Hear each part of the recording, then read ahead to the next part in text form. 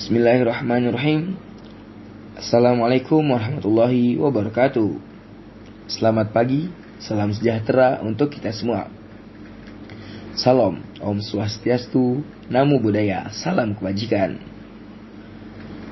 Alhamdulillah, pada pagi yang ini kita dapat berkumpul kembali dalam pertemuan mata kuliah Wasail Tadris yang diampu oleh Ustadz Muhammad Wahid Daryadi. Sebelumnya, saya ingin mengucapkan terima kasih yang sebesar-besarnya pada Ustadz Muhammad Wahid karena telah memberikan kesempatan kepada saya, Wahidiyat Nuladuni, dan partner saya, Amanda Faradiba, kesempatan berupa menjadi presentator dalam pemberian mata kuliah Wasail Tadris pada pertemuan kali ini. Pada pertemuan kali ini kita akan membahas tentang materi media pembelajaran mufradat. Baik, pada materi pertama yaitu pengertian mufradat. Pengertian mufradat atau kosakata menurut Krida Laksana adalah himpunan kata atau hazanah kata yang diketahui oleh seseorang atau entitas lain atau bagian dari suatu bahasa tertentu. Mufradat seseorang didefinisikan sebagai himpunan semua kata-kata yang dimengerti oleh orang tersebut dan kemungkinan akan digunakan untuk menyusun kalimat baru. Kekayaan kosakata seseorang secara umum dianggap merupakan gambaran dari isi atau tingkat pendidikannya. Menurut Horn, kosakata adalah sekumpulan kata yang membentuk sebuah bahasa. Peran kosakata dalam menguasai 4 kemahiran berbahasa sangat diperlukan. Sebagaimana yang dinyatakan Valet adalah kemampuan untuk memahami 4 kemahiran berbahasa tersebut sangat bergantung pada penguasaan kosakata seseorang. Meskipun demikian, pembelajaran bahasa tidak identik dengan hanya mempelajari kosakata. Dalam arti untuk memiliki kemahiran berbahasa tidak cukup hanya ada sekian banyak kosakata. Kosakata merupakan kumpulan kata-kata tertentu yang akan membentuk bahasa. Kata adalah bagian terkecil dari bahasa yang sifatnya bebas. Pengertian ini membedakan antara kata dengan morfem. Morfem adalah satuan bahasa terkecil yang tidak bisa dibagi, bermakna yang lebih kecil yang maknanya relatif stabil. Baik, masuk ke materi selanjutnya, yaitu tentang tujuan pembelajaran mufradat. Tujuan umum pembelajaran kosakata atau mufradat bahasa Arab adalah sebagai berikut. Pertama, memperkenalkan kosakata baru kepada siswa atau mahasiswa, baik melalui bahan ataupun faham al-masmu. Yang kedua, melatih siswa atau mahasiswa untuk dapat melafalkan kosakata itu dengan baik dan benar.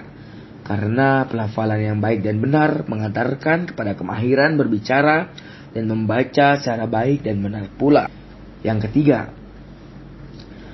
memahami makna kosakata, baik secara detonasi atau leksikal, maupun ketika digunakan dalam konteks kalimat tertentu, yaitu makna konotatif dan gramatikal. Yang keempat, yaitu mampu mengapi dan memfungsikan mufradat dalam berekspresi lisan maupun tulisan sesuai dengan konteks yang benar. Baik, materi yang selanjutnya kita akan membahas tentang makna mufradat. Kosakata sebagai hazanah kata atau leksikon akan mempunyai fungsi bila mana mempunyai makna.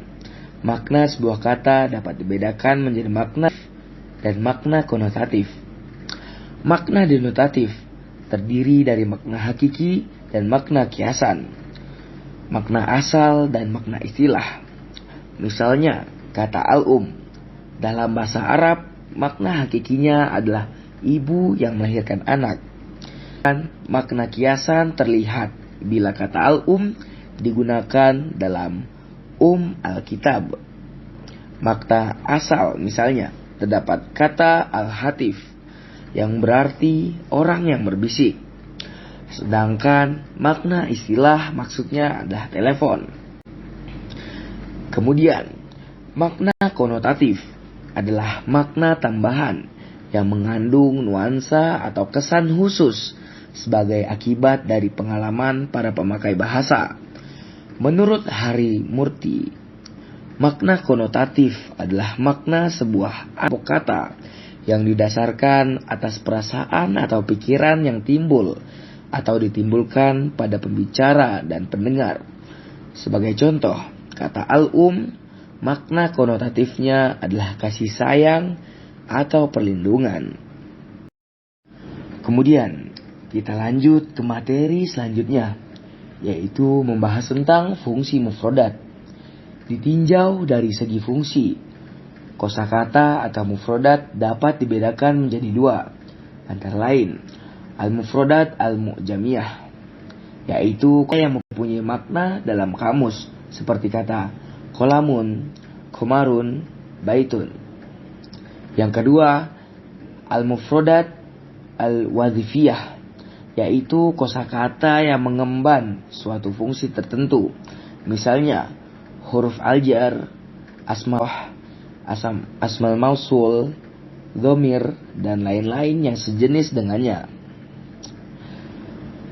Akan tetapi, dalam mufrodat al-mu'jamiyah terdapat beberapa hal yang perlu diperhatikan, yaitu diantaranya, pertama, terdapat beberapa kosakata yang memiliki kemiripan makna, seperti ro'yun, nazoro, lahido, dan syahada, yang memiliki arti melihat, memandang, memperhatikan, dan menyaksikan. Kemudian, yang kedua, terdapat beberapa kata yang mempunyai makna denotatif yang sama, namun mengandung makna konotatif yang berbeda, atau berbeda dalam konteks penggunaannya. Seperti kata tuafa dan mata, yang dapat diartikan dalam bahasa Indonesia dengan mati, tewas, wafat, ataupun mampus. Kemudian yang ketiga, kata yang memiliki beberapa makna yang berbeda, seperti kata fasola, yang bisa berarti kelas, musim, atau pasal bab. Uraian tentang hal-hal yang berkaitan dengan kosakata al-mufradat tersebut dapat perlu diperhatikan dan diketahui oleh orang-orang yang berprofesi sebagai pengajar bahasa, terkhususnya kepada pengajar bahasa Arab. Terima kasih. Cukup sekian penjelasan dari saya, dan penjelasan yang selanjutnya akan dilanjutkan oleh saudari Amanda Faradiba. Waktu dan tempat saya persilahkan. Terima kasih. Berikutnya adalah pembelajaran mufrodat. Menurut Ahmad Janan Asifuddin, pembelajaran kosakata atau mufrodat merupakan suatu proses penyampaian bahan pembelajaran yang berupa kata atau perbendaharaan kata sebagai unsur dalam pembelajaran bahasa Arab. Oleh karena itu, pembelajaran bahasa Arab yang diselenggarakan pada suatu lembaga pendidikan perlu disertai dengan pembelajaran beberapa pola kalimat yang relevan. Ada beberapa hal yang harus diperhatikan dalam pembelajaran mufrodat. Yang pertama, pembelajaran mufrodat tidak berdiri sendiri. Sebelumnya disebutkan bahwa pembelajaran mufrodat merupakan penyampaian bahan pembelajaran sebagai unsur dalam pembelajaran bahasa Arab. Sehingga mufrodat seharusnya tidak diajarkan sebagai mata pelajaran yang berdiri sendiri, melainkan dikaitkan dengan pembelajaran lain seperti mutola'ah, istima', atau muhadasah. Yang kedua yaitu pembatasan makna. Artinya dalam pembelajaran kosakata hendaknya makna harus dibatasi sesuai dengan konteks kalimat saja, mengingat ada beberapa kata yang dapat memiliki banyak makna.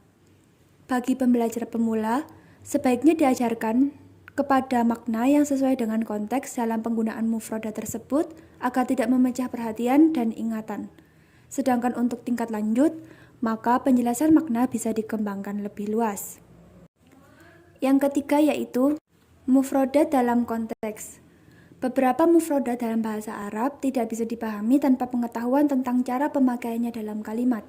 Sehingga pengetahuan tentang kosakata-kosakata seperti ini hendaknya diajarkan agar tidak mengaburkan pemahaman. Yang keempat adalah terjemah dalam pengajaran.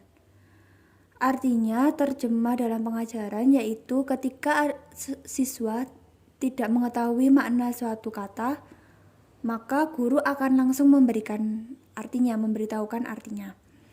Nah, metode seperti ini mengandung beberapa kelemahan, di antaranya mengurangi spontanitas peserta didik ketika menggunakan suatu kata dalam ungkapan saat berhadapan dengan benda atau objek kata. Kemudian lemah daya lekatnya dalam ingatan siswa, dan tidak semua kosakata bahasa asing atau dalam konteks ini yaitu bahasa Arab ada padanannya dengan tepat pada bahasa ibu. Oleh karena itu, cara penerjemahan seperti ini direkomendasikan sebagai alternatif terakhir dalam pembelajaran kosakata. Yang nomor 5 yaitu tingkat kesukaran. Di Indonesia, pembelajaran mufrodat dibagi menjadi 3 tingkat jika ditinjau dari tingkat kesukaran. Yang pertama yaitu kata-kata yang mudah. Kata-kata yang mudah ini artinya kata-kata yang tidak memiliki makna banyak. Maknanya hanya satu dan pasti. Seperti kitabun artinya buku, kursiun artinya kursi. Yang kedua yaitu kata-kata yang sedang dan tidak sukar. Seperti Madinah, Suq, atau Zahaba, dan kata lainnya. Yang ketiga yaitu kata-kata yang sukar, baik karena bentuknya maupun pengucapannya.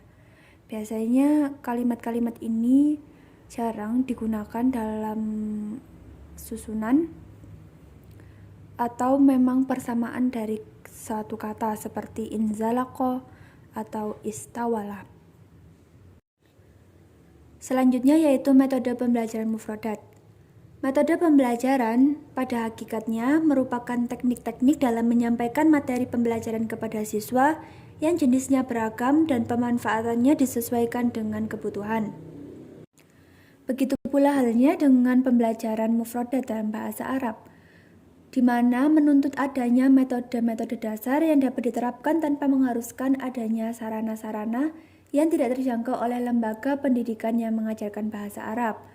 Tentunya akan lebih baik jika ada sarana dan media yang memadai sehingga dapat membantu suksesnya metode dan teknik yang digunakan dalam pembelajaran.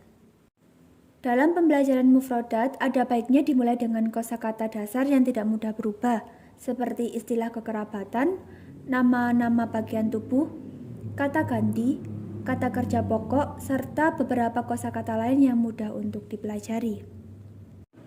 Di antara metode yang bisa digunakan dalam pembelajaran mufrodat di antara lain yaitu metode langsung, metode meniru dan menghafal, metode oral approach, metode membaca, metode gramatika translation, metode pembelajaran dengan menggunakan media kartu bergambar dan alat peraga, serta metode dengan lagu atau menyanyi Arab. Selanjutnya yaitu teknik pembelajaran mufrodat. Teknik yang dapat dilakukan dalam pembelajaran mufrodat yakni dengan teknik permainan bahasa, seperti perbandingan, memperhatikan susunan huruf, penggunaan kamus, dan juga teknik lainnya. Ahmad Fuad Effendi menjelaskan lebih rinci tentang tahapan dan teknik-teknik dalam pembelajaran mufrodat. Yang pertama yaitu tahapan mendengarkan kata. Tahapan mendengarkan kata bisa berupa dengan mendengarkan kata yang diucapkan guru atau yang terdapat pada media belajar.